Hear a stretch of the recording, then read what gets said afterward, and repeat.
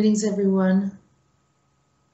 I had a very interesting session with someone today that I felt maybe was something that should be shared with the rest of the public, primarily because it assists in helping us to understand the way things work out and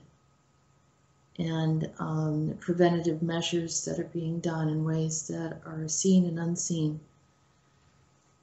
So just bear with me. I'm going to try my best to explain the situation that happened in an attempt to do a private session with someone that has an understanding of these spiritual things and how they work.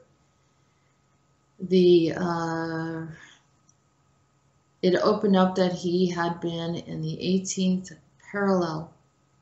And, like I said, just bear with me. Hear the story out, and then you can decide for yourself. But I feel pretty confident. That's why I'm sharing it with you tonight. Apparently, in the 18th parallel, there was a rulership.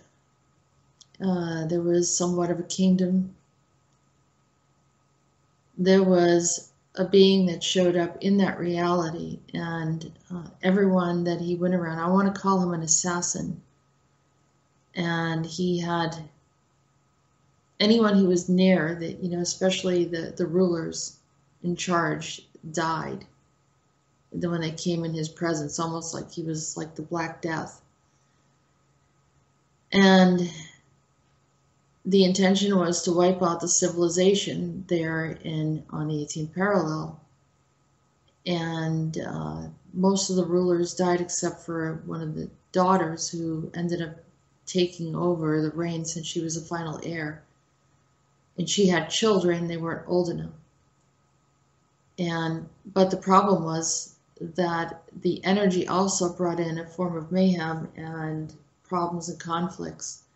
And as the conflicts built up, there was a javelin or something, or some kind of weapon that hit her, and then that was the end of the final heir, or the adult heir. And everyone started to die off. But the assassin was not content with killing all that he had killed in that reality. And so he jumped up into our reality. And I wasn't aware of it. I hadn't been, really paying attention. I have been away, so I wasn't really paying attention to everything that was going on in the States. And I ended up seeing Rhodan showed up in that reality. And he picked something up, and he was able to trace the assassin all the way up into our reality. And he deleted him, removed him.